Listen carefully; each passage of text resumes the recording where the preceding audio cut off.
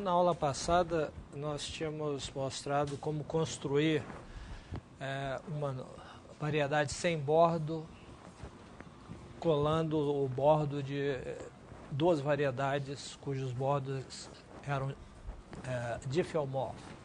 Então, a situação que a gente tinha era o seguinte: a gente tinha uma variedade com bordo, né? E, portanto, a gente tem uma inclusão e tinha uma outra variedade com bordo também, né? Então tem uma inclusão do bordo na variedade e a gente tinha uma identificação, quer dizer, um difeomorfismo do bordo de M no bordo de N, né? Então esse F é um difeomorfismo. Então, a partir desse difeomorfismo, a gente obtinha uma outra variedade que a gente chamou de M união Fn, né?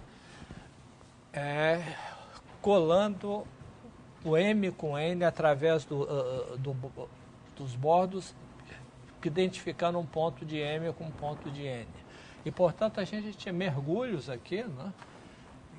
Esse aqui a gente tinha chamado de IF, que mergulha o M na parte dessa subvariedade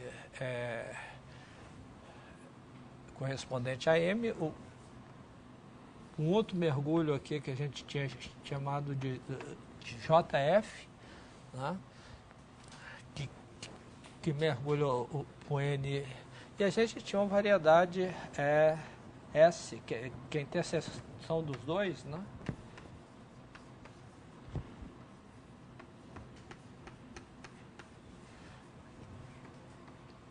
Que é igual a PF do bordo de M, que é igual ao JF do bordo de N. Quer dizer, a restrição desse cara ao bordo de N dá uma subvariedade S e né, que separa essa variedade em duas partes, uma difeomorfa ao interior de M e a outra difeomorfa ao interior de N. Quer dizer, essa é a construção que a gente tinha visto. Eu tinha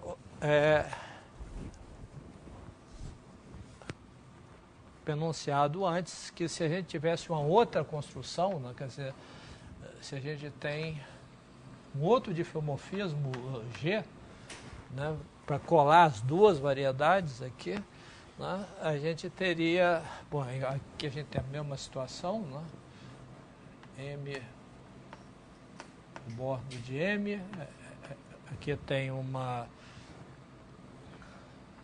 aqui o bordo de N, a gente tem uma aplicação G agora, né, e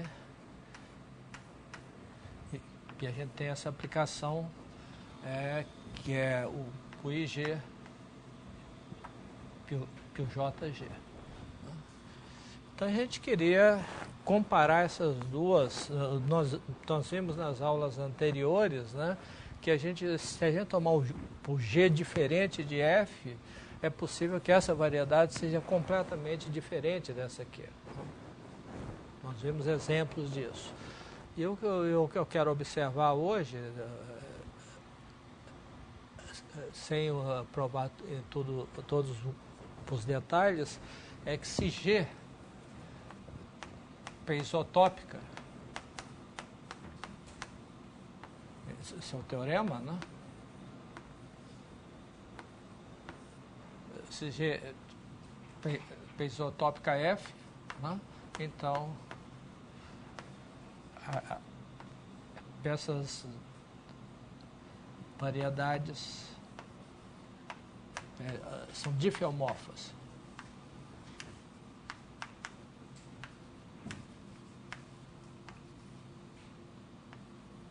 Tá certo? Quer dizer, então, se a gente deforma o difeomorfismo, né, para um outro difeomorfismo ao longo do espaço de difeomorfismos, o que a gente de fato obtém são variedades difeomorfas. Quer dizer, o que a gente quer é construir um difeomorfismo entre essas duas variedades aqui. Ok? Bom, então, para construir esse difeomorfismo, né, quer dizer, vamos começa. Vamos dar um esboço da demonstração aqui, é um pouco técnica. Então a ideia é o seguinte: nós vamos primeiro construir uma aplicação φ aqui, tá? De N em N, isso vai ser um difeomorfismo de N em N, que vai fazer esse diagrama como está se a gente colocar a identidade aqui. Vamos colocar a identidade, tá? E aí vamos construir um φ que vai fazer esse diagrama como está. Okay? Esse φ nós vamos usar essa isotopia aqui, né? Então a gente tem nós temos uma aplicação, né, de 0,1 vezes N em N, com aplicação diferenciável, né, que a cada Tx vai no IT de x,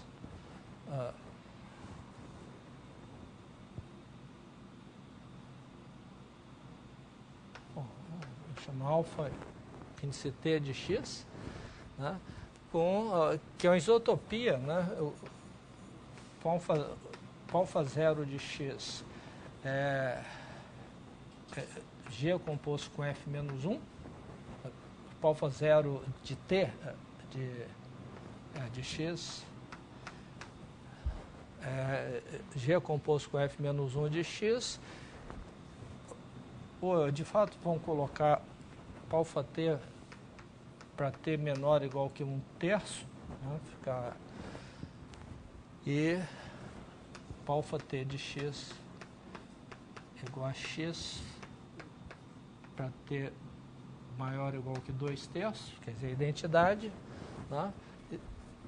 P alfa T de difeomorfismo. Né? Como a gente tem uma isotopia entre F e G, né? E a gente tem uma isotopia, né, entre G composto com F menos 1 e a identidade. Okay? Basta compor essa isotopia inicial com F menos 1 do lado, e a gente tem uma isotopia entre a identidade e essa aplicação. Né? Ok? Com isso nós vamos definir, para definir o φ, nós vamos usar essa isotopia, né, da seguinte forma. A gente considera uma vizinhança colar do bordo de N. Né?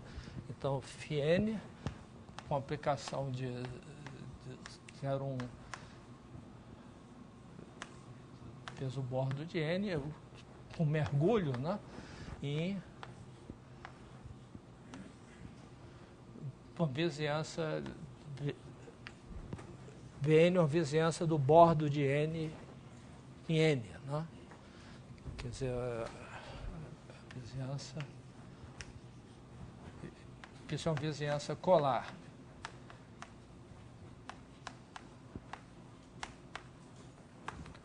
Portanto, que leva o ponto φ de 0x em x. Né? Okay.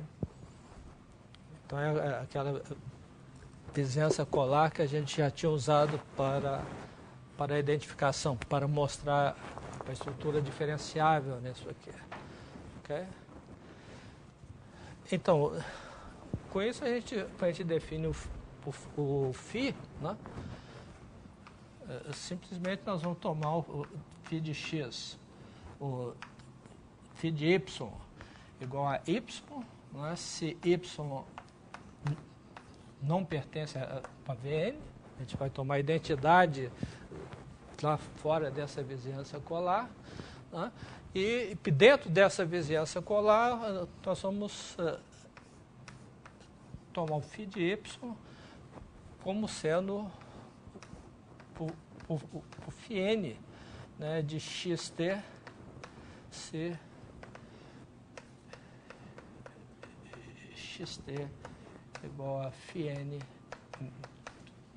menos 1 de y.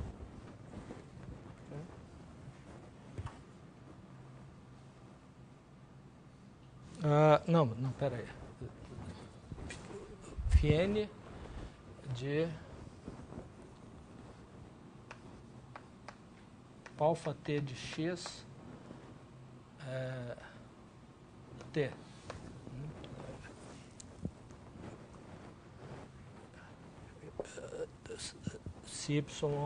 Se xt igual a φn menos 1 de y. Quer dizer, nessa vizinhança colar, que é um produto, né? A gente tem esse produto aqui, né? Aqui você tem N, né? O bordo de N, aqui você tem um intervalo 0, 1, né? Então você tem aqui nesse produto, né?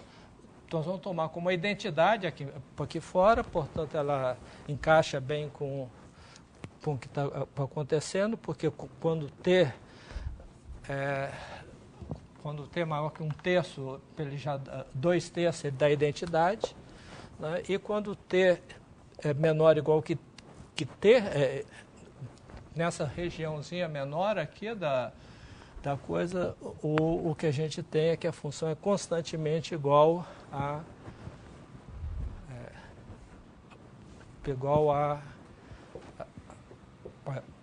G composto com F menos 1 de X.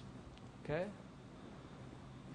Quer dizer, a gente simplesmente pega essa função que é constante igual a G F menos 1 de X e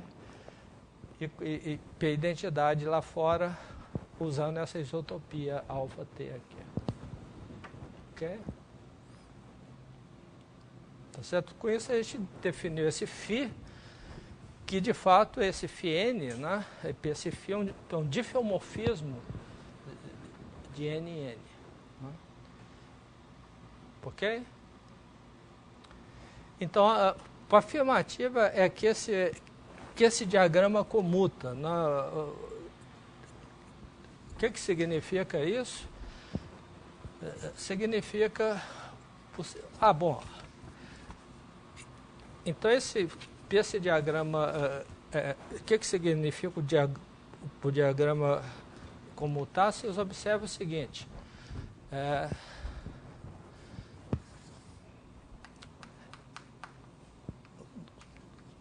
No bordo de M, né, aqui no bordo de M, né, se a gente pega aqui no bordo de M, a gente tem essas aplicações, né?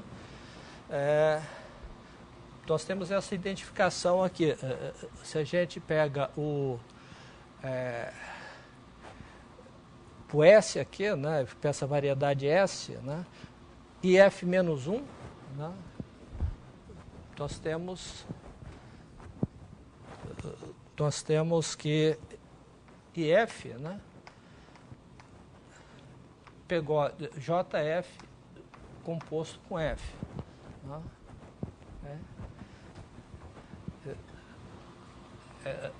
se a gente pega um ponto de PF leva o bordo de M em S. Né? Esse F, por construção, aí, é exatamente a mesma coisa que o JF composto com F.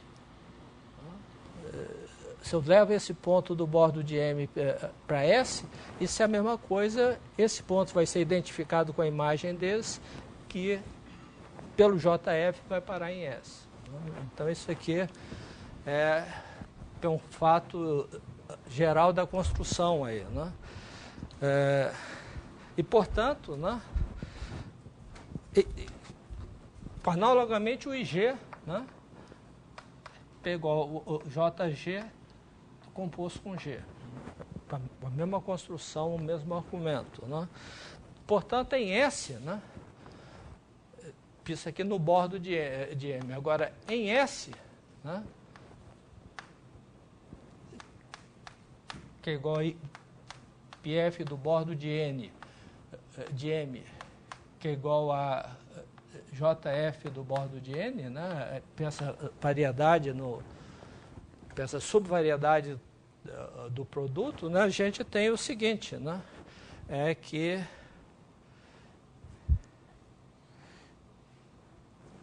IG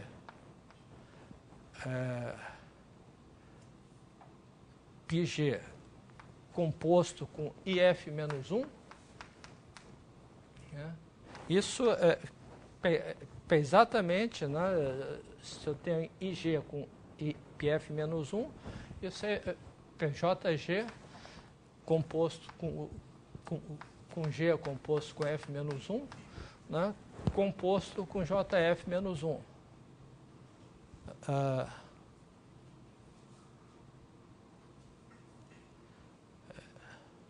JG composto com G composto com F menos 1, composto com JF menos 1.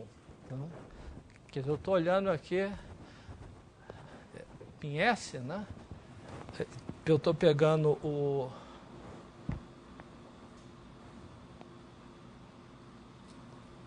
como é que é? IG IF menos 1, aqui é a identidade, eu vou para o bordo de M e eu componho com IG. Quer dizer, eu estou pegando essa peça composta aqui, né? Então essa composta, né, é exatamente, né, exatamente a composta de JG com IF menos, JF menos 1, olhando aqui embaixo, né? JF menos 1, fez a composta de G composto com F menos 1, composto com JG. Né? Mas isso é exatamente a restrição de φ para o bordo de N, né? Ok? Então, isso aqui é exatamente, isso é exatamente igual para φ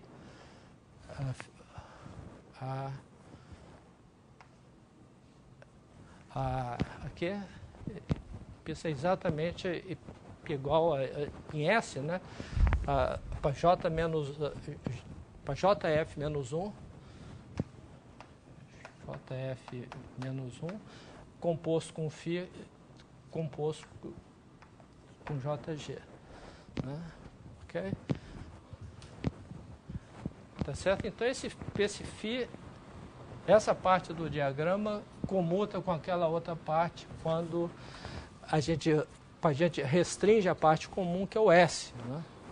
Então isso leva o S no S', que é o correspondente aqui da imagem do G, e portanto a gente pode definir um homeomorfismo, né?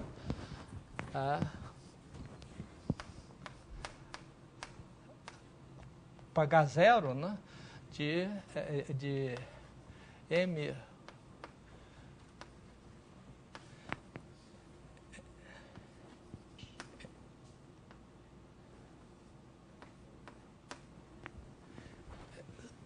definindo para H0, né, de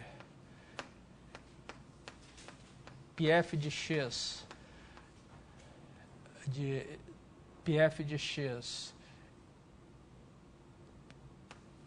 pegou a X, a identidade, PH0 de JF de X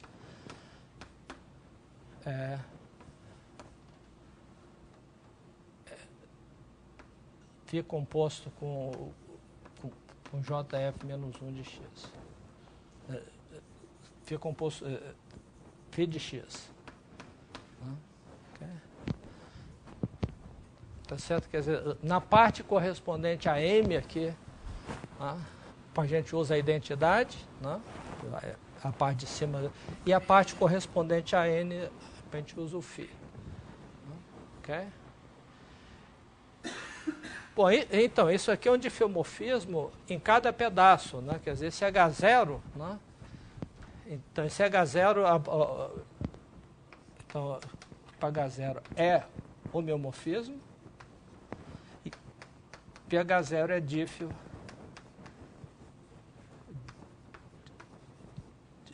de M união menos S em M união G menos S', que é o correspondente à variedade do Borda. Quer dizer, a gente tem um difeomorfismo, um homeomorfismo, né, que é contínuo, aí tem inversa contínua, tudo, e é diferenciável em cada um desses pedaços. Ainda tem um problema que a gente vai ter que ajustar, é porque em S isso pode não ser diferenciável. O que está acontecendo aqui é que a gente tem esses dois pedaços, né, que a gente está colando. O que acontece é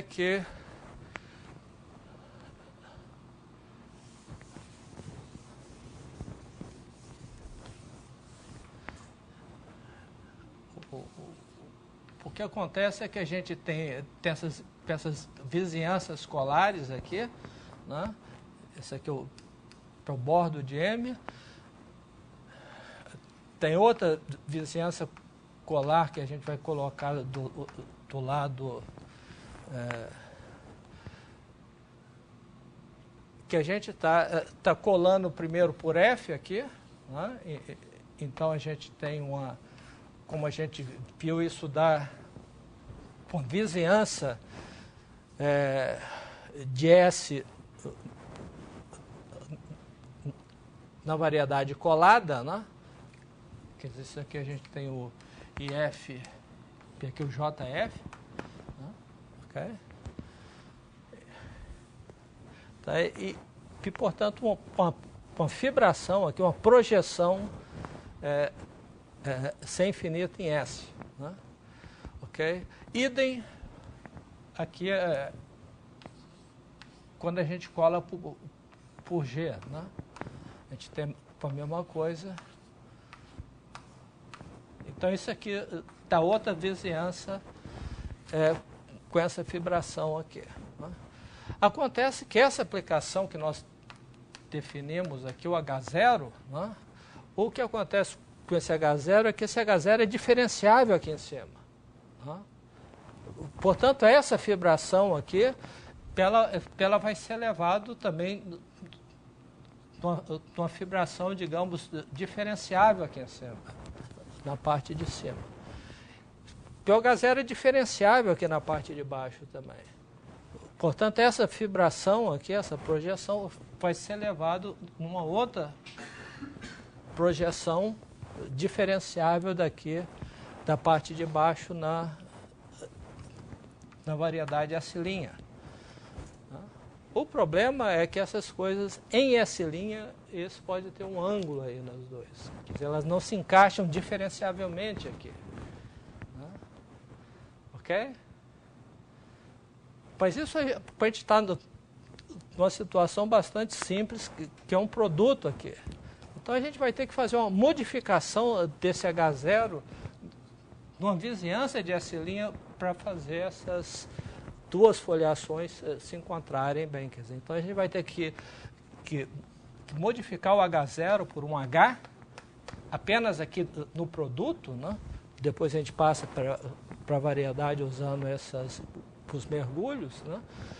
De modo que fora de uma vizinhança a gente vai ter as mesmas projeções aqui, e nessa vizinhança aqui a gente vai fazer uma interpolação das duas, né? De modo que essa nova aplicação aqui vai ser diferencial, vai ser um difeomorfismo, né?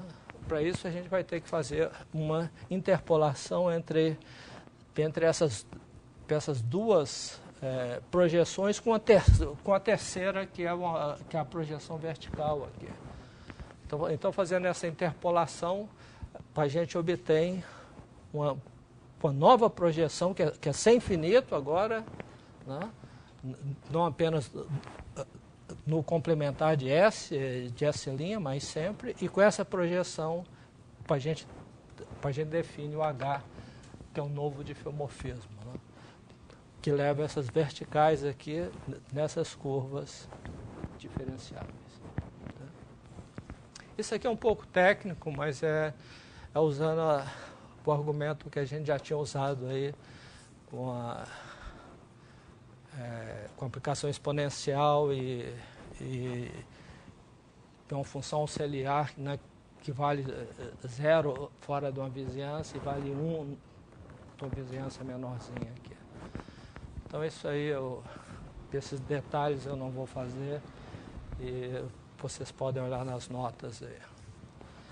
Bom, então com isso a gente conclui esse tipo de construção.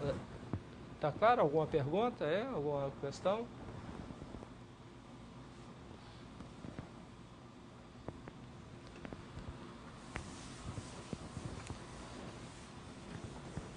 Bom, então,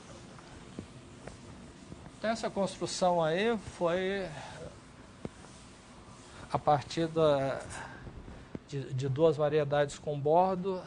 Agora nós vamos exibir uma outra maneira, bastante geral também, de construir variedades como espaço quociente de uma ação de um grupo. Né? Bom, então, primeiro, nós vamos falar uma definição. Uma ação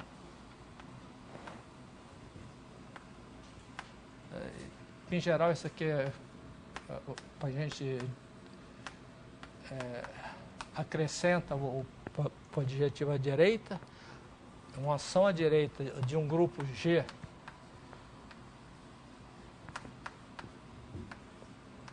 em uma variedade M, ou um espaço topológico também. M, né? Então, um homomorfismo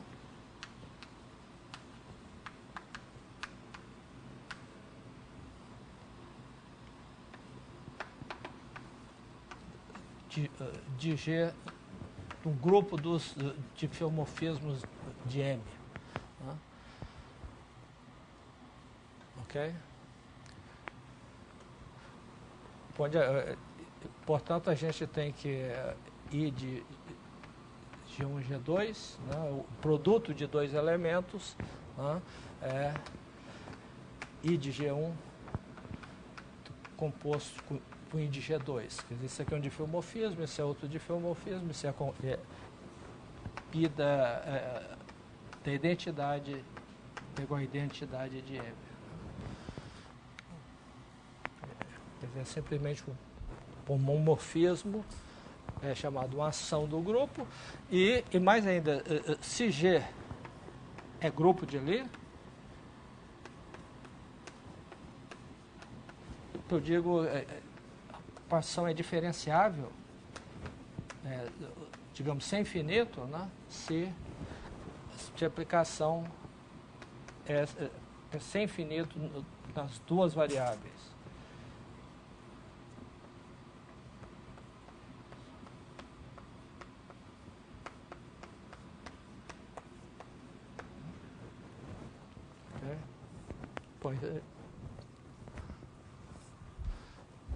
Então, essa a noção de ações, né? Exemplo de ações a gente já viu, né? Então, exemplo 1.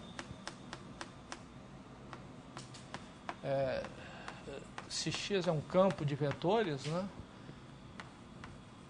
Completo, então a aplicação que é T em R associa o XT. Isso aqui é uma ação, né, do grupo de Lie numa variedade, do grupo aditivo dos reais na variedade M. Né?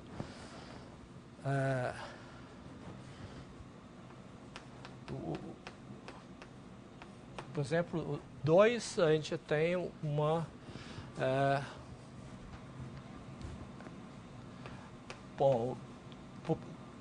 o Rn é um grupo de Lie, né? Ok? E a gente tem uma ação de Rn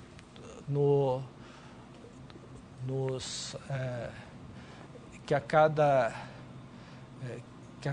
U aqui passou a ser o difeomorfismo que a cada X de Rn passou a ser a translação, né? X mais U. Né? Então, esse é um difeomorfismo, né? Isso é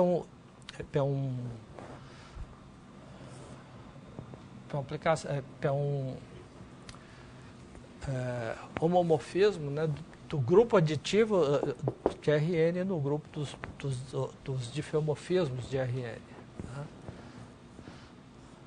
Ok? Bom, outro exemplo que nós vamos usar daqui a pouco é o seguinte: digamos que a gente tem F, né? Um difeomorfismo, dífios de M, né? Ok? Agora a gente pode definir um outro difeomorfismo, né? De M vezes R e M vezes R, né? Definido da seguinte maneira: Pf de Tx, né? A gente translada T mais 1, né? E aqui a gente associa o ponto F menos 1 de x. O F de x tanto faz. Né? Okay. Bom, então a gente tem uma ação agora de Zn. Então, a partir daí, dado um difeomorfismo qualquer, a gente tem sempre uma ação de Z no conjunto dos difeomorfismos, né, de M vezes R, né, que a cada N passou a ser o enésimo iterado de F. Né? Isso aqui é F, quer dizer, é composta de F cópias de N. Né? Okay? Então, bom, dado um difeomorfismo qualquer, os iterados desse difeomorfismo dá um homomorfismo do grupo aditivo dos inteiros no grupo dos difeomorfismos da variedade. Isso aqui é um caso particular disso. Né? Por esse exemplo é importante porque ele tem a seguinte propriedade especial aí. Então, por nova definição,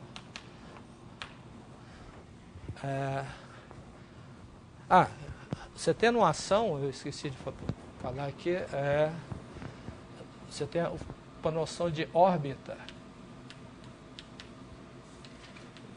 de um ponto X,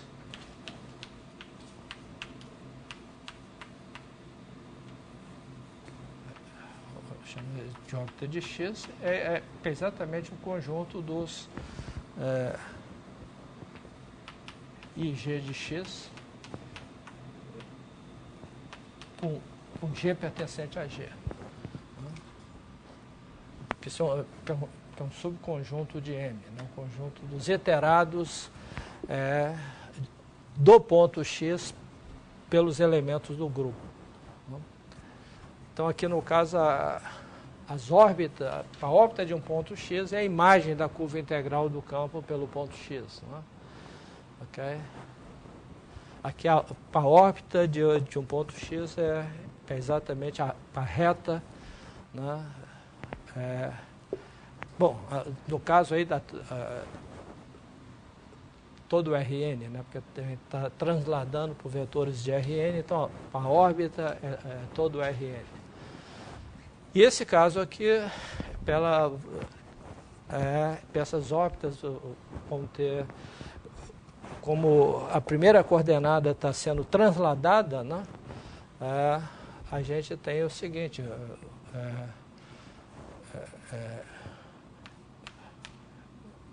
eu digo que a ação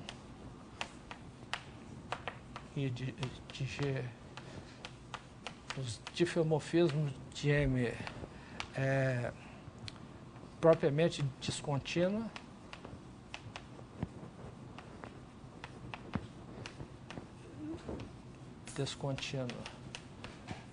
e sem pontos fixos,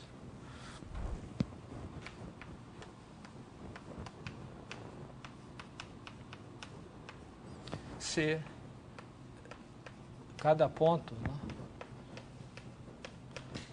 possui uma vizinhança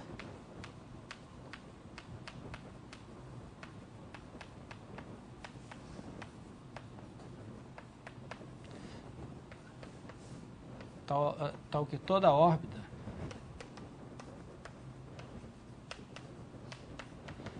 intersecta essa vizinhança num único ponto.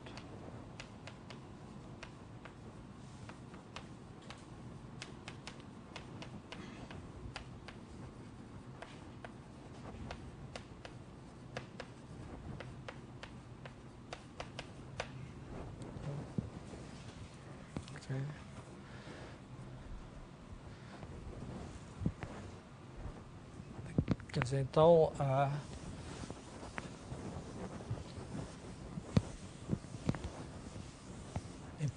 nesse caso em particular, as órbitas são discretas, né? Quer dizer, você pega um ponto X, né? A gente tem uma vizinhança de X, onde cada ponto dessa vizinhança, a órbita desse ponto é uma sequência de pontos que nunca retorna a essa vizinhança. E toda a órbita, né, a órbita por qualquer ponto da variedade, ela entra nessa vizinhança. Então, esse é um caso particular de ação. Evidentemente, essa ação não tem essa propriedade, essa aqui também não tem, mas essa aqui tem essa propriedade. Então, exemplo 3... Então, exemplo 3 é uma ação propriamente descontínua. Quer dizer, se eu pego xt, né, o x0, t0 pertencente a m vezes r, né? Okay? E j pegou T0 menos epsilon, T0 mais epsilon, epsilon menor que 1/2, né? Então a gente olha para M vezes J, isso é uma vizinhança de X0, T0. Okay? E Fn de M interseção J, interseção M vezes J, né? PM PJ igual a vazio se N é diferente de zero. Quer dizer, se eu itero por F essa vizinhança, como cada iterado o T é transladado de 1, né? Então essa vizinhança, quer dizer, o que a gente tem, o que a gente está tomando é o intervalo J aqui, menor que 1. Quando eu translado essa região, eu sempre a primeira coordenada é sempre transladada de N, né? quer dizer, Fn de Pm vezes J, né? Isso está contido em M vezes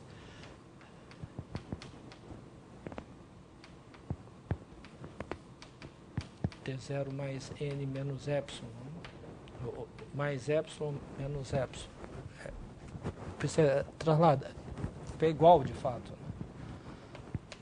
Isso é igual, porque a gente trasladou de N e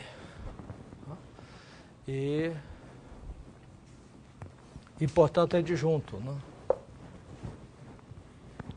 E dado qualquer ponto, se eu translado suficientemente, ele cai aqui dentro, ele cai dentro de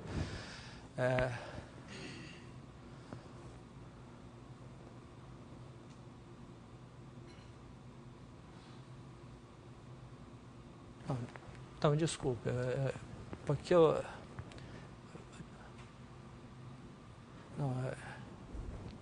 não quero essa propriedade aqui. E sem pontos fixos, se cada ponto possui uma vizinhança, tal que toda órbita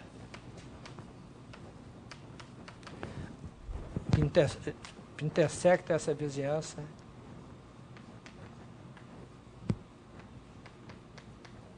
em no máximo um ponto.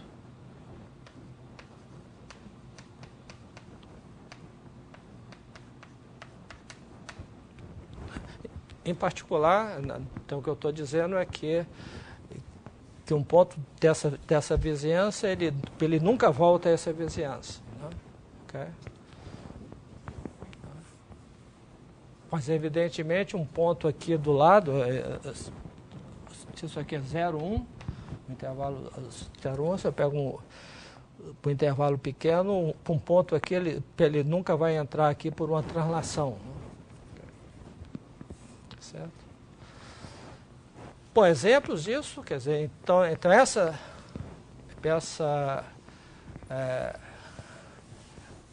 ação tem essa propriedade, outra ação que tem essa propriedade é a ação de Zn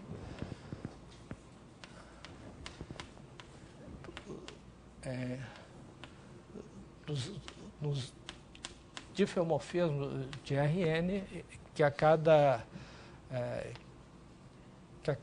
ponto de coordenadas inteiras aqui associa a translação correspondente, que leva o x em x mais m. Né? Se eu estou transladando por coordenadas inteiras, né, eu tenho essa propriedade, porque qualquer ponto, se eu tomo um cubo, né, centrado nesse ponto de aresta menor que 1/2, né, os transladados desse cara nunca intersectam. Ok? Tá certo? Bom, então agora, se a gente tem uma ação propriamente descontínua, a gente pode olhar para o espaço quociente.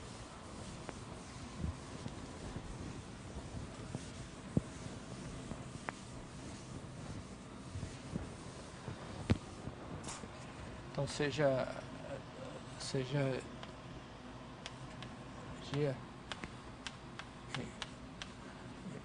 de uma ação propriamente descontínua.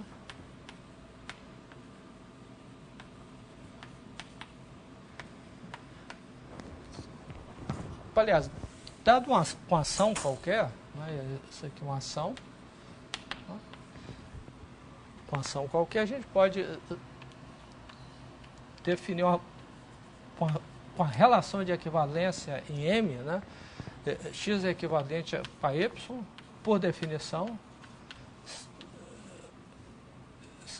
se existe um elemento do grupo tal que G de X é igual a Y. Quer dizer, então as classes de equivalência são as órbitas de um certo? Então a gente sempre pode considerar o espaço quociente para o espaço quociente.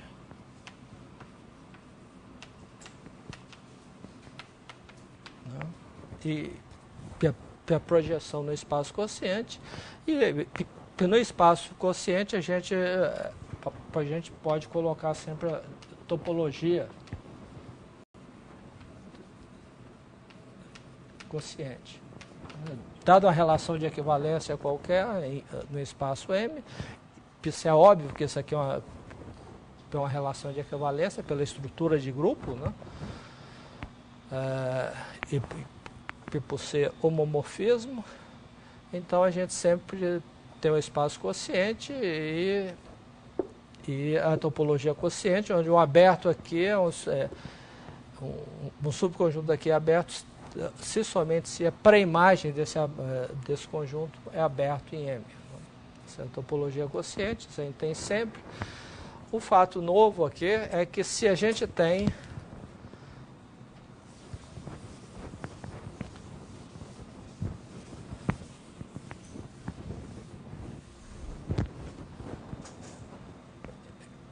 proposição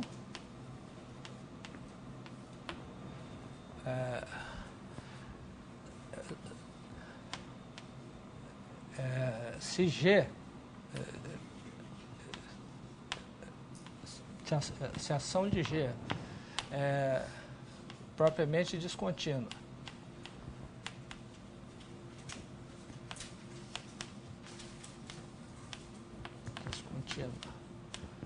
e sem pontos fixos,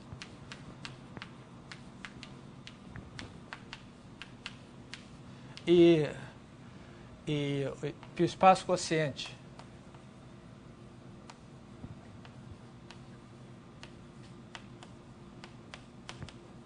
é Hausdorff,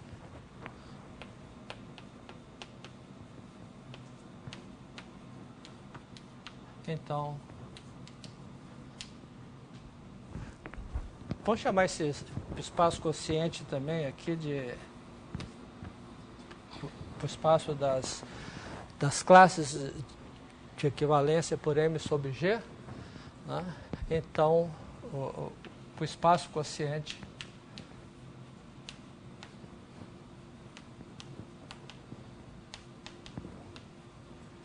M sobre G é uma variedade e para aplicação quociente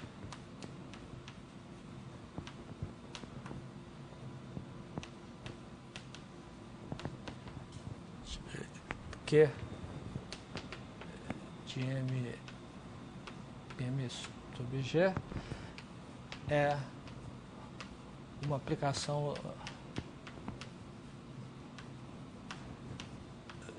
de recobrimento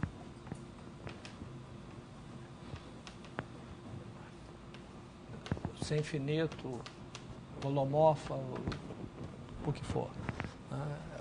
Que tem a mesma regularidade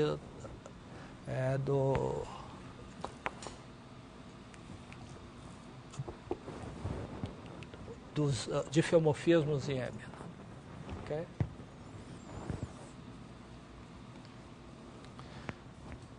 Bom, isso vem da... lembro aqui, a gente já tinha definido antes, né? Com aplicação de recobrimento, né?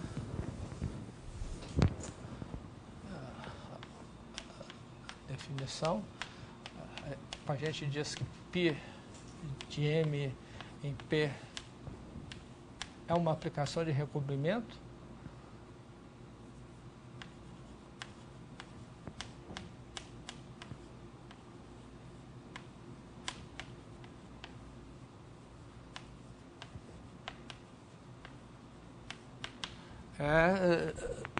Se cada ponto de P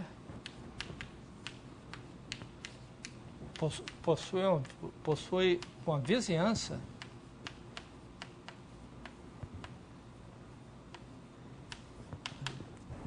V, tal que a restrição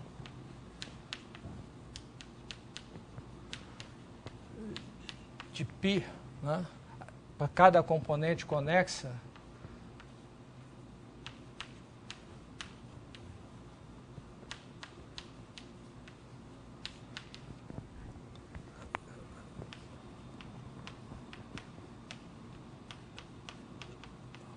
da pré-imagem de V é um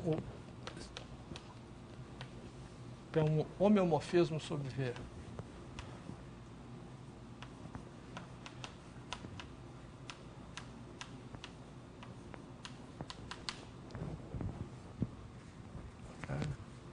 Ou, no caso diferenciável, é um difeomorfismo sobre V. Né?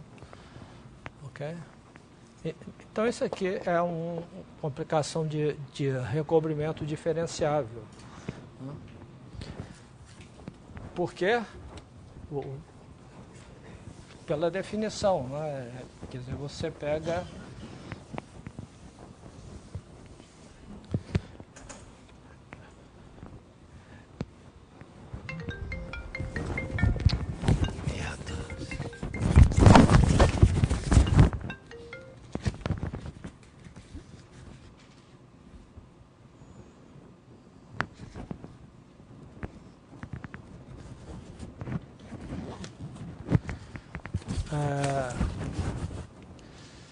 digamos, como é que a gente vê isso? A gente pega o ponto Q de x0, pertencente ao espaço quociente. Né? Então a gente quer exibir uma vizinhança desse ponto com essa propriedade aqui, que é chamada uma vizinhança distinguida. Né? Então, a gente pega aqui para ter um ponto x0, né? Então, por definição, existe uma vizinhança W, né, de x0, tal que esse está contido em M, tal que π de G de W, interseção W é vazio se G é diferente da identidade do grupo. Quer dizer, essas vizinhanças são trasladadas aí. Ok? Então x0, né, tem uma vizinhança W, que quando a gente translada esse W por elementos do grupo, né, a gente obtém vizinhanças disjuntas. Ok? Agora, simplesmente a gente toma o V, pegou um Q de W. Olha no espaço quociente. Então, cada órbita aqui, né, se eu pego um ponto aqui, a órbita desse ponto vai ter um único ponto em cada uma dessas vizinhanças. Né? Okay? Então, a gente tem o seguinte, que se a gente olha o Q de W, então esse Q de W, então, primeiro, P contido em M sobre G é aberto. Por que isso? Porque o Q-1 de V, né, pegou a união de πG de W, G pertencente a G. É exatamente a união dessas caras. Né? Que são os pontos cuja órbita se projeta em V. Então, é exatamente isso, se cada um desses é aberto. Né? Já é aberto, né? Porque o W é aberto e πg é um difeomorfismo. Né? Então, isso aqui é aberto. Né? Ok? E Piquet restrito para IG de W, né? Isso de IG de W, PV é 1 a 1. Né? Ok? Tá certo? Porque cada um desses pontos aqui, né? A órbita dele tem um único ponto em W e, portanto, ele se projeta no único ponto em V. Né? Ok? Então, isso aí é o... Então, isso é um difeomorfismo para todo... que, portanto, é uma aplicação de recobrimento. Né? Porque prova essa aplicação. Né? Ok?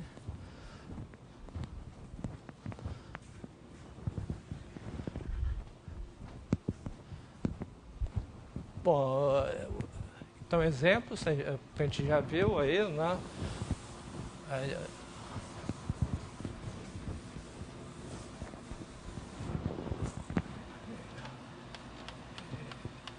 Então, o primeiro exemplo, a gente tem o RN, né?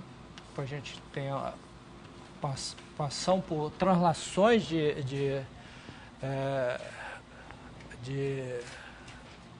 por inteiros, né? Bom, então isso é uma variedade, e essa variedade evidentemente é igual ao toro Tn, que é o produto de N cópias do círculo. Né? Okay?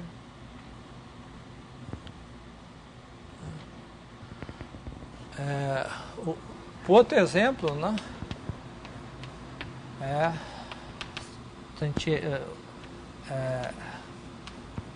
Para aquele exemplo que a gente tinha,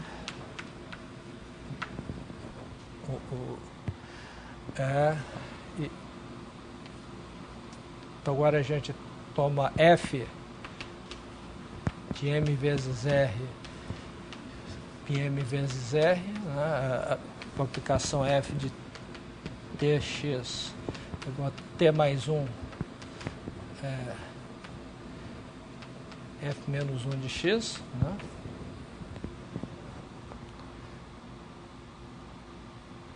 O F de X, tanto faz, e toma o grupo G, o grupo dos iterados de F. Desse F grande. Ok.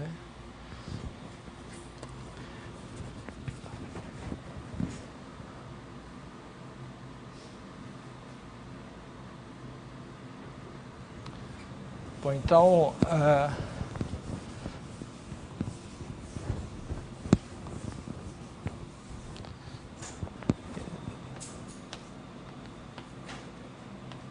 então TF, né, que é M vezes R, né,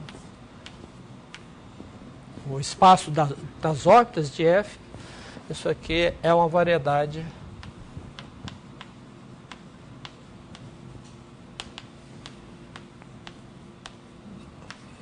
de dimensão, né? M mais 1, que é a mesma dimensão do produto. Né?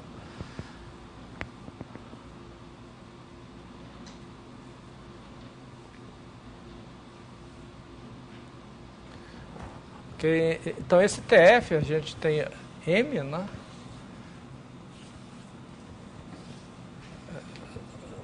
Se a gente toma, tem a reta, né? Tem o 0, 1. Então, esse aqui é o M. Então, o espaço quociente, você observa que todo ponto, né? Como a ação aqui desse grupo, nessa coordenada R são translações, né?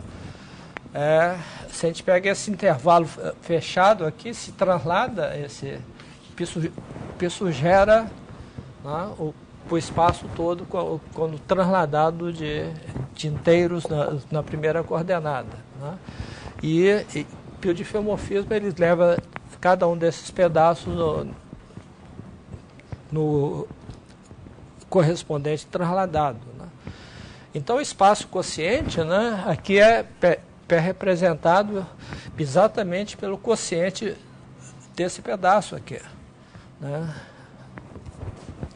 Então, o espaço quociente. Isso é exatamente igual ao espaço quociente de M vezes 0,1 pela relação de equivalência aqui nesse pedaço aqui do espaço, né, a gente só tem identificações de um ponto de MV0 com um ponto de MV1, onde xt é equivalente a yt, né, ou xt igual a yt, né, qualquer ponto aqui, ou x0 igual a bom, tem que ver qual que é a relação de equivalência aqui. Nós estamos identificando 0x com 1f menos 1 de x, né?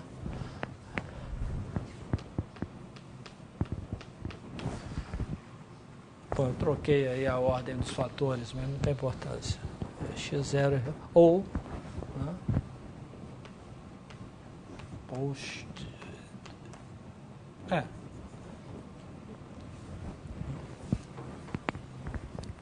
quer dizer, então a gente está identificando esses dois bordos aqui. Então isso aqui é uma variedade com bordo, onde o bordo tem duas componentes conexas, e essa relação de equivalência é exatamente aquela relação onde a gente identificava os dois bordos através dessa função,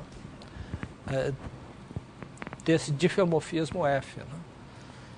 Quer dizer, então esse caso aqui é um caso particular daquela situação que a gente tinha discutido em aula anterior. Mas é um caso particular importante, que isso vai dar um exemplo, que a gente vai ver daqui a pouco, do que a gente chama, um outro exemplo de uma fibração localmente trivial. Tem uma estrutura a mais isso aqui. Bom,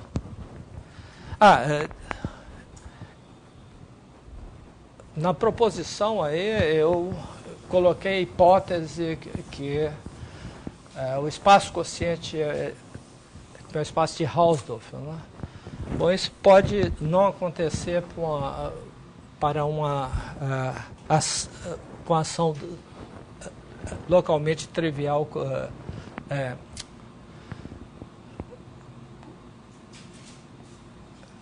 Isso pode nem sempre acontecer. Por exemplo, é o seguinte: a gente pega uma ação de Zn de Z, né, no PR2 menos a origem, né, vamos tirar fora a origem, a ação que faz o seguinte: você pega um N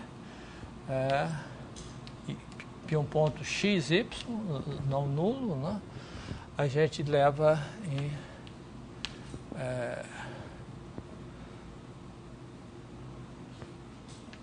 2 elevado a nx, 1 meio, 1 sobre 2 elevado a nx, 2 elevado a ny. Ok?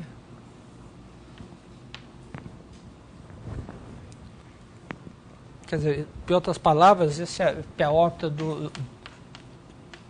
difeomorfismo XY vai 1 meio x 2x.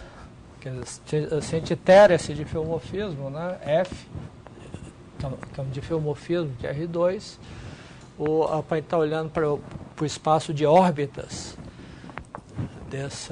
dessa ação.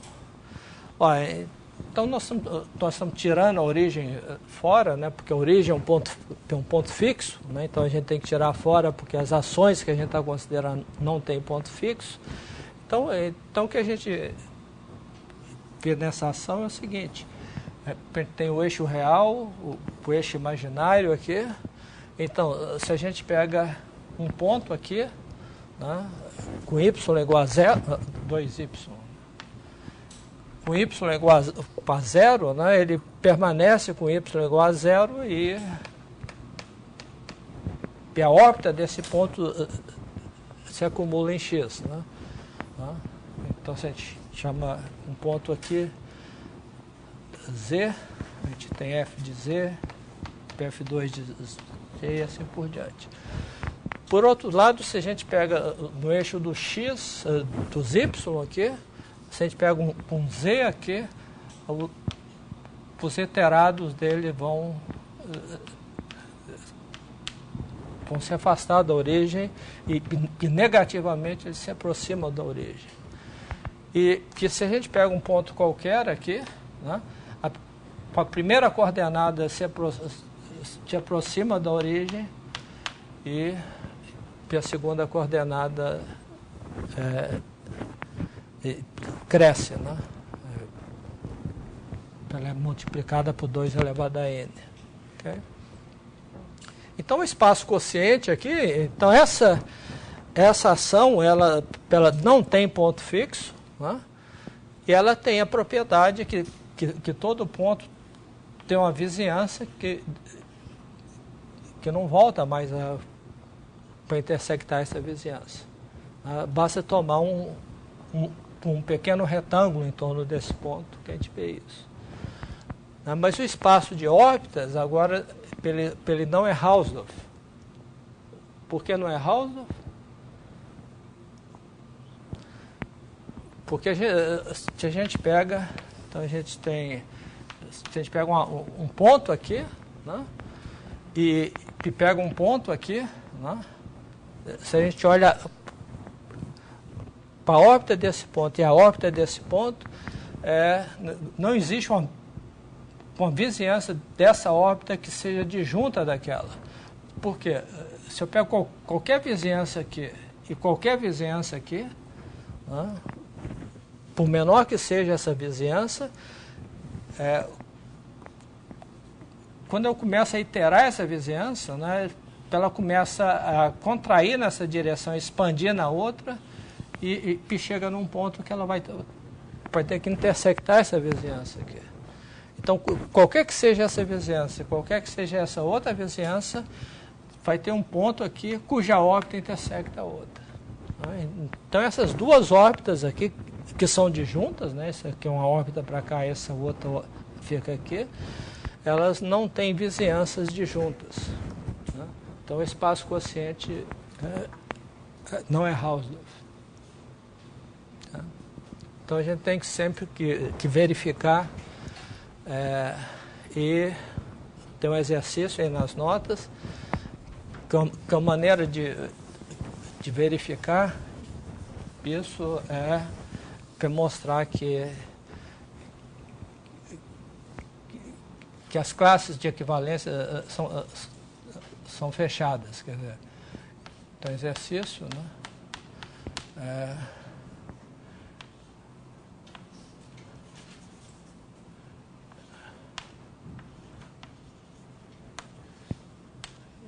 Descontinuamente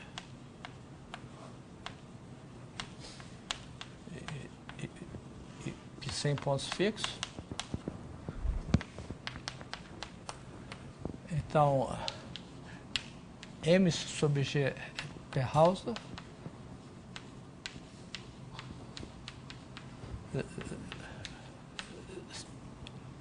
Se somente toda a classe de equivalência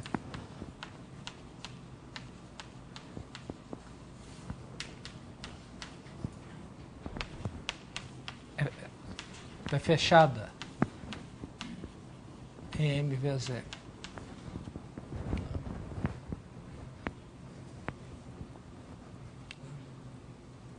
Então isso é uma caracterização das classes de equivalência, né? Do fato que o quociente é uma transformação de Hausdorff. Bom, então isso mostra que a gente... Então aí a gente tem uma quantidade enorme de outros exemplos, né, de variedades construídas a partir de ações propriamente descontínuas sem pontos fixos.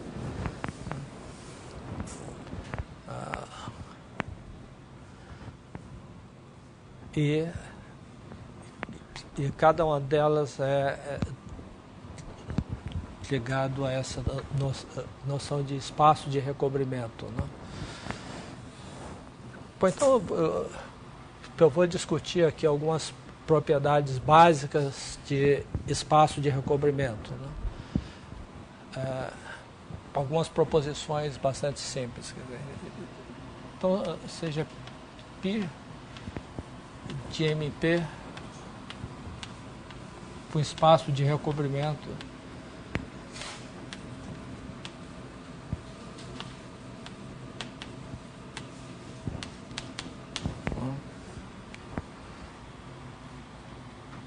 bom, aqui nós vamos considerar sempre ser infinito ou polomorfo, né, ou CR para R maior ou igual que zero, ou que for, né? Então, a propriedade básica, como a gente viu, é que todo ponto de P, né, tem uma vizinhança distinguida. Então, todo ponto de P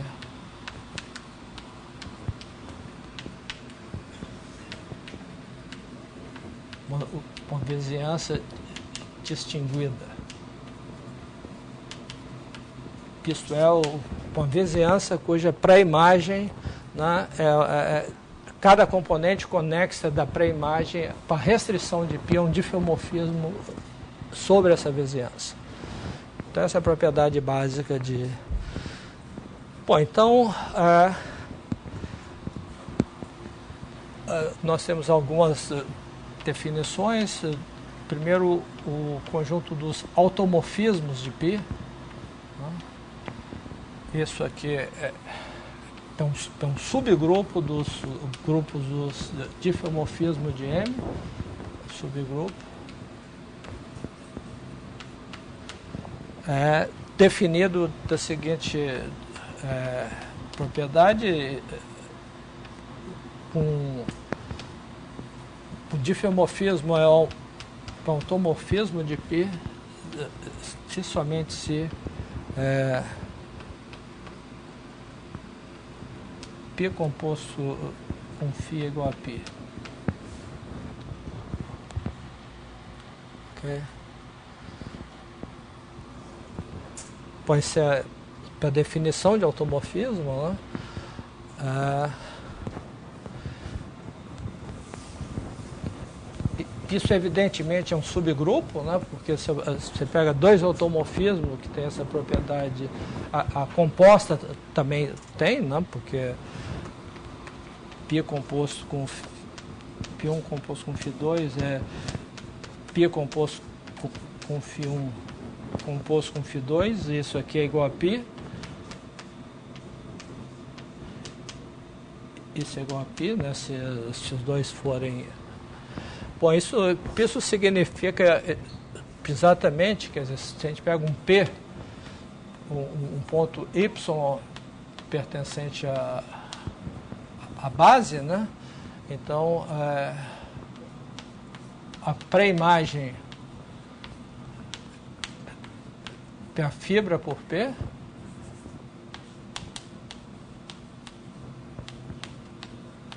pelo ponto Y, né?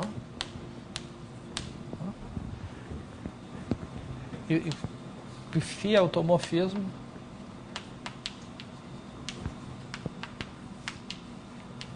somente se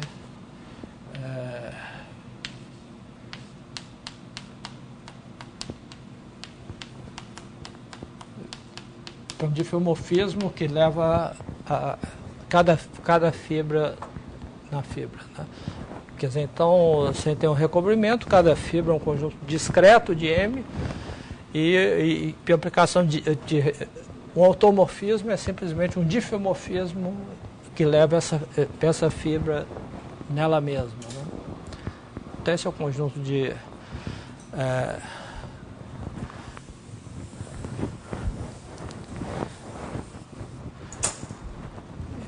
então, outra definição, o recobrimento regular, né, se o grupo de automorfismo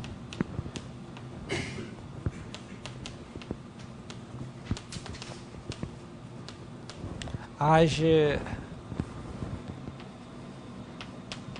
transitivamente na fibra.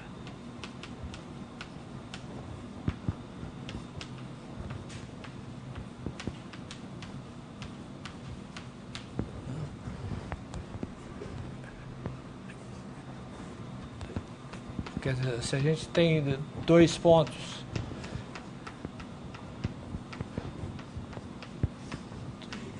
existe um automorfismo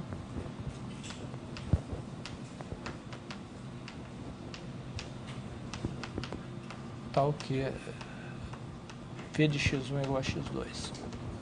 Quer dizer, 2 pontos na mesma fibra sempre tem um automorfismo que leva um na outra. Isso é que age transitivamente, quer dizer, um grupo age transitivamente no espaço se a órbita de cada ponto é o espaço inteiro.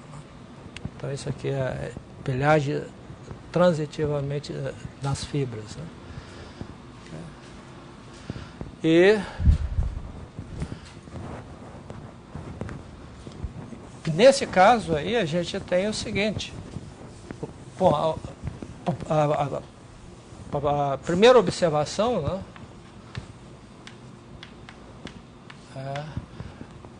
o grupo dos automorfismos de π, isso age... antes disso, uma proposição. Né? Proposição.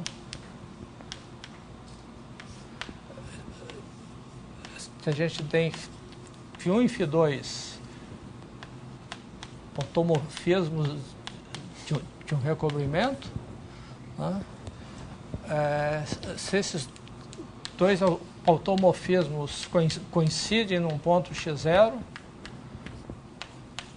isso implica que φ1 de x é igual a φ2 de x para todo x. Quer dizer, 2 automorfismos, se eles coincidem em algum ponto, eles são idênticos, né? Bom, para demonstração, a gente considera o conjunto dos pontos x. Para que eu estou tomando M conexa, né? Os conjuntos dos pontos x de M tal que φ1 de x igual a φ2 de x. Bom, como φ1 e φ2 são difeomorfismos, né, isso em particular contínuo, isso aqui é fechado. Isso vale para qualquer... E então basta mostrar que esse conjunto é aberto.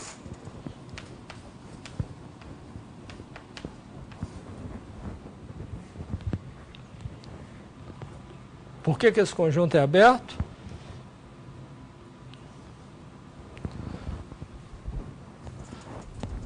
Bom, então a gente tem que mostrar que se eles coincidem num ponto, né,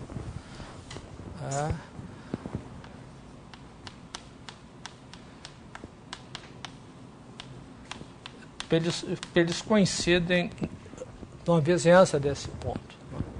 Okay? Ora, mas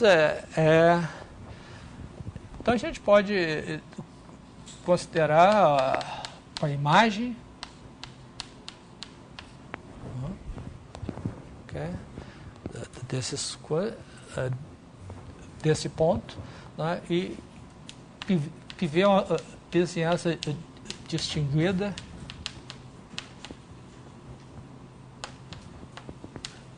de Y1 da imagem desse quadro e o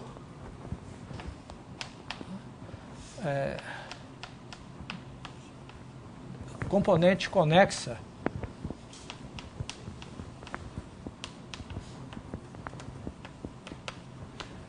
de π menos 1 de V contendo x1.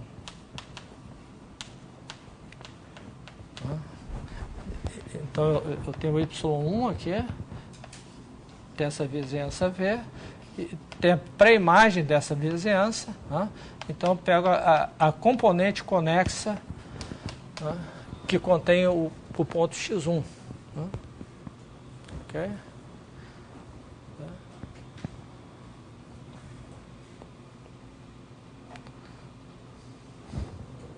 Ok?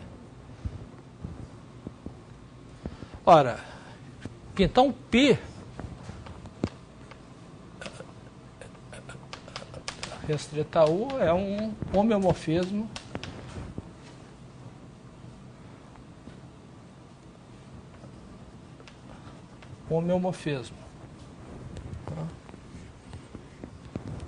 Okay. Ora, o φ1, né? Isso é um homeomorfismo, eu estou chamando de U. O φ1, né? Por φ1 sendo automorfismo,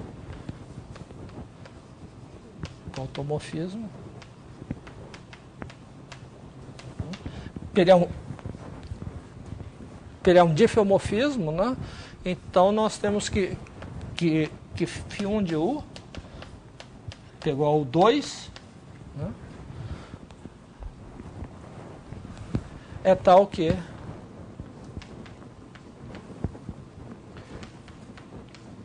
π de U2 é novamente igual a V, né? Ok? Porque se eu componho com π aqui, né? π de U2 é π de φ1, π de φ1 é igual a π, esse é π de U é igual a V. Né?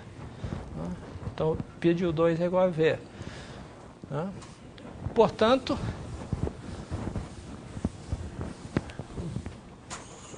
logo φ1, né, é igual φ1 exatamente, né, o automorfismo φ1 exatamente como é que é? Π restrita U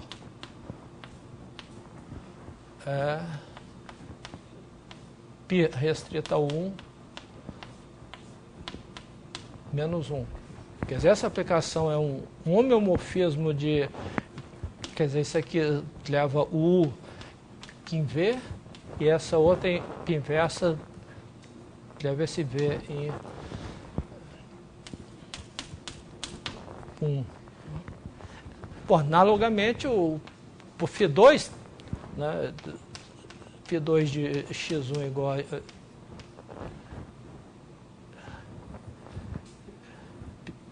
a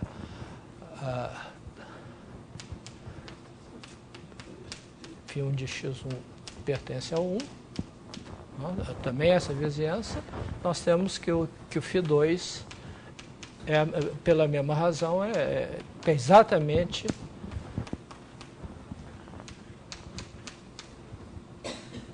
π restrita U. E, portanto, pegou a φ2 em U. Os dois coincidem em U. Então, se um automorfismo, se dois automorfismos coincidem num ponto, eles coincidem numa vizinhança desse ponto. e portanto, o conjunto é aberto, e como a variedade é conexa, nós estamos considerando conexa, isso é tudo. Então, dois automorfismos, né, que coincidem num ponto, eles coincidem em toda a variedade. Bom, então a gente tem algumas observações aí, imediatas, né? Primeiro é que o grupo de automorfismos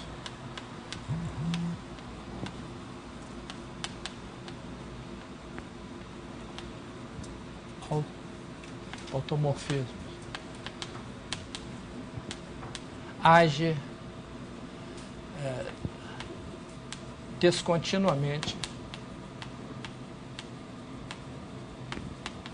e sem pontos fixos, né?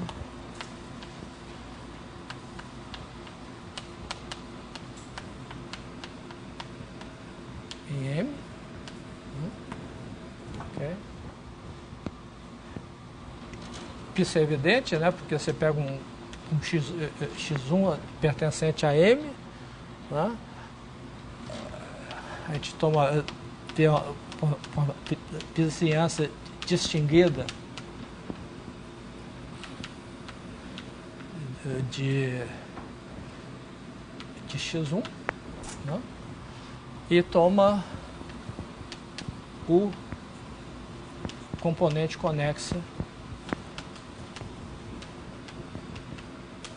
de π-1 de V contendo X1.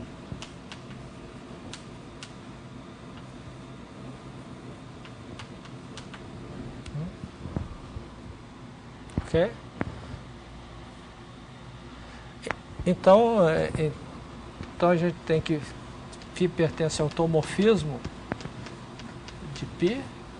Isso implica, você pega um automorfismo qualquer, φ de U é componente conexa de π-1 de V. Okay? Então o automorfismo ele leva um componente conexa, outra componente conexa, é aquilo que a gente viu, e φ de U igual a U, se somente igual a identidade. Quer dizer, se ele tem um ponto fixo, ele coincide com a identidade, porque ele coincide com a identidade naquele ponto, né? Que aí a gente está feito. Portanto, ele age descontinuamente e sem ponto fixo. Bom, então a gente pode pensar no espaço quociente. Então, uma outra observação é que se π de MP é recobrimento regular,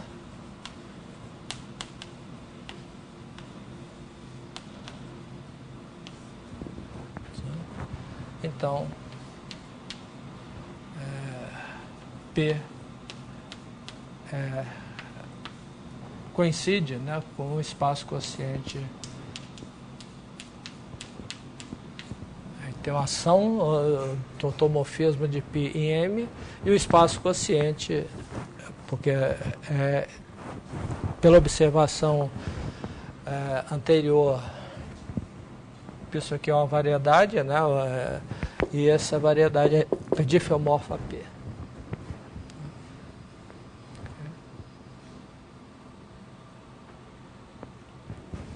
Isso é evidente, né? Porque se ele age descontinuamente, passar o quociente é exatamente identificar para a imagem de V com o próprio V.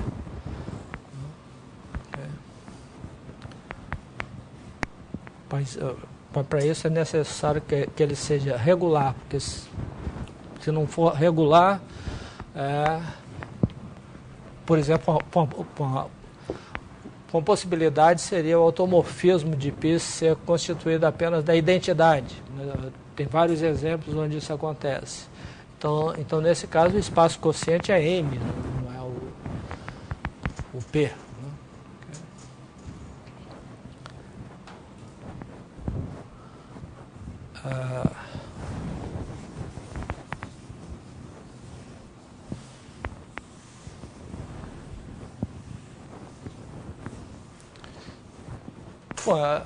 Para a gente ter algumas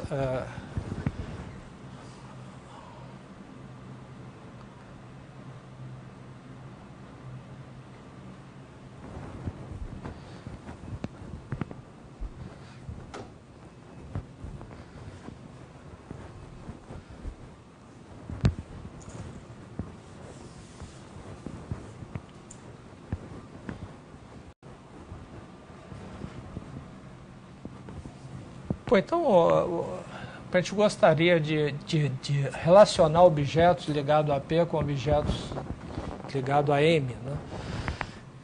Por exemplo, campos de vetores. Então, digamos que a gente tem um recobrimento M. Então, recobrimento qualquer, agora não precisa ser regular, né? Essa aplicação, né, de recobrimento induz com aplicação, né, do espaço dos campos de vetores CR em P, do espaço dos campos de vetores CR em M. Então, essa é uma aplicação linear.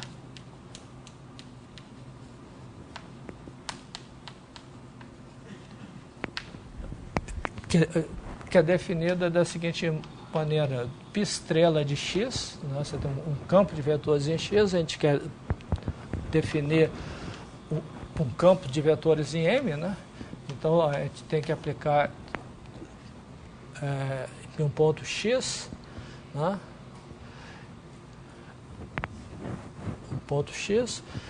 Então isso aqui a gente sabe que a derivada de π no ponto x, né, que é o isomorfismo, né, do espaço tangente a M no ponto x no espaço tangente a M no ponto x. Então a gente pode tomar o inverso desse isomorfismo e calcular isso do ponto x em π de x. É o pullback de coisa porque o π é um difeomorfismo, né, de uma vizinhança de x numa vizinhança de π de x, portanto, a derivada é um isomorfismo, então a gente pode definir o pullback do campo de vetores. Okay? Então, dado um campo, bom, e essa aplicação é obviamente linear, né? Então, dado um campo em P, a gente pode puxar esse campo para um campo em M. Né? Bom,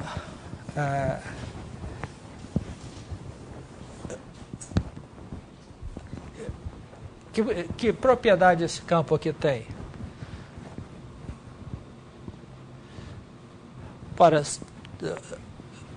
Se eu tenho um φ pertencente ao automorfismo de M, né? Bom, isso é um difeomorfismo, né? Eu posso, e se eu tenho um campo Y, um campo de vetores em M, né? Eu tenho novamente o pullback desse cara pelo coisa, eu tenho um outro campo em M, né? Que é definida exatamente pela mesma forma. Ok? Ora,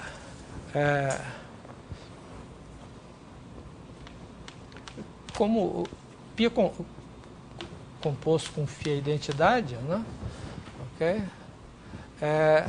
Então eu tenho que π π estrela de x, né?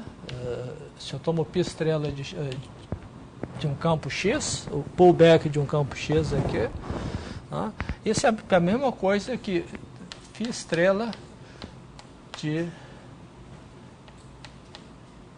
π estrela de x. Né? O pullback de uma composta é a composta dos pullback, mas em ordem contrária. Quer dizer, isso é uma identidade para todo o campo x. Né? Ok? Então, esse campo x ele tem essa propriedade. Né? O φ estrela dele é igual a para todo φ pertencente ao automorfismo.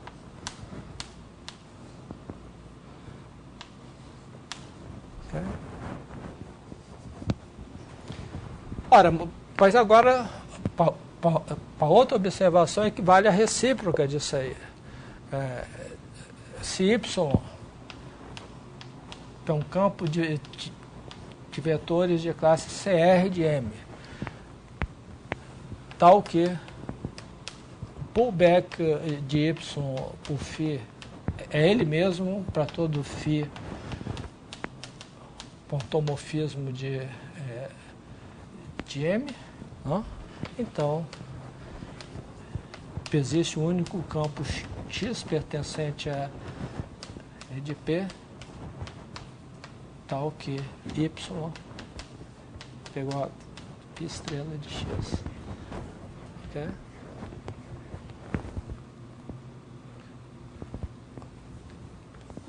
Isso é uma observação, né? Porque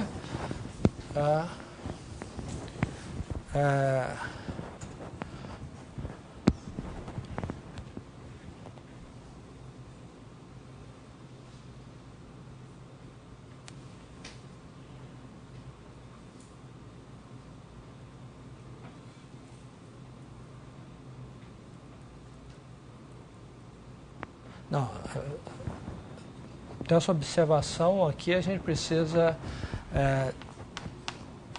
π regular, né?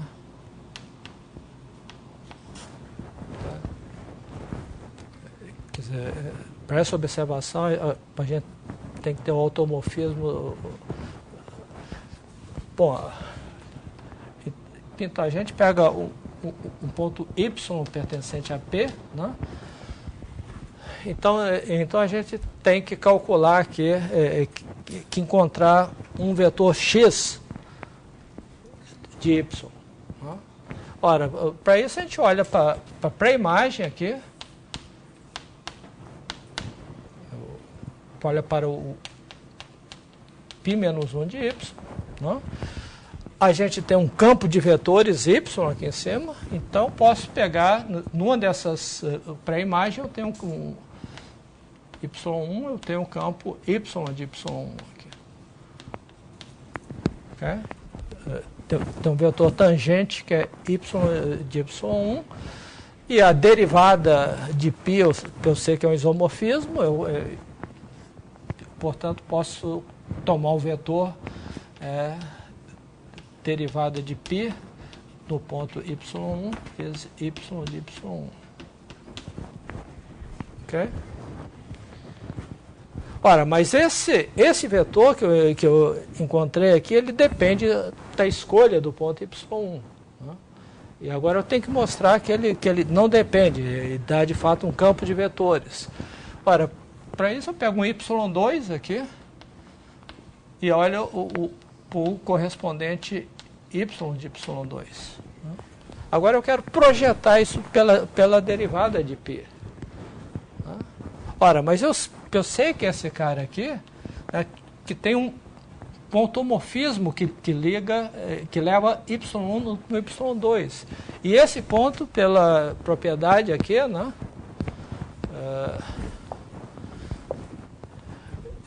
eu tenho que esse vetor aqui é a derivada de φ no ponto y1 vezes y de y1, onde φ é o automorfismo de φ com φ de y1 é igual a y2. Que existem porque esses dois pontos estão na mesma pré-imagem. Né? E o automorfismo é regular. Né? Ora, então, olha, a derivada em π no ponto y2 calculado no vetor y de y2, né? Isso é a mesma coisa que a derivada de π no ponto y2 da derivada de φ no ponto y1, né? Calculada em y de y1, né? Okay. Ora, mas acontece que isso aqui é a mesma coisa que a derivada de π do ponto y1, que é igual, né? Vezes y de y1. Porque π composto com φ pegou a π, que por ser automorfismo. Então, esse vetor que a gente obtém, ele não depende da escolha, né? E, portanto, ele dá um campo de vetores que localmente, né, é o pullback cujo pullback dá exatamente o campo y. Okay? Quer dizer, então a gente tem com identificação aí, né,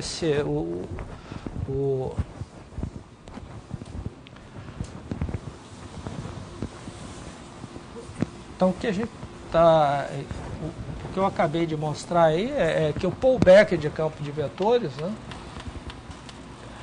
isso aí dá um isomorfismo, né, dos campos CR em P no conjunto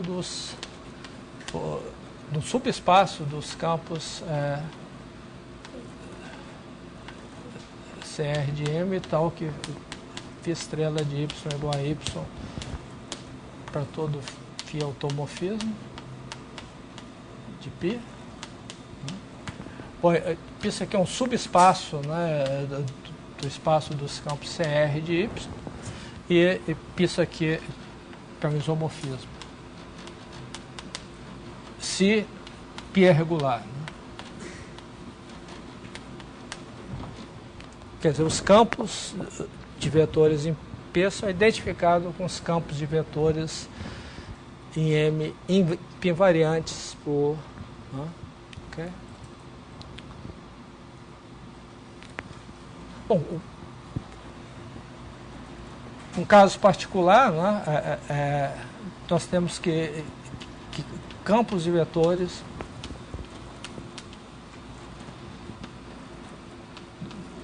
do toro de dimensão n, né, isso a gente pode identificar com campos de vetores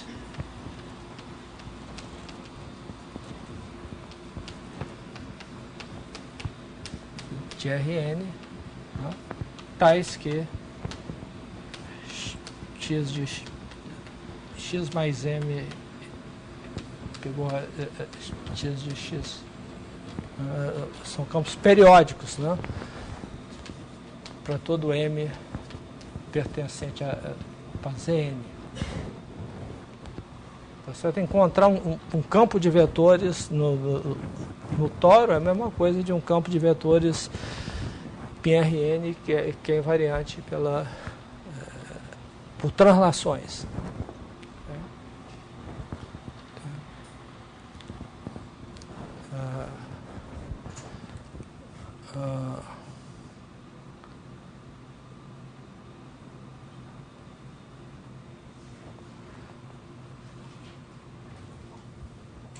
Depois a gente continua amanhã, então.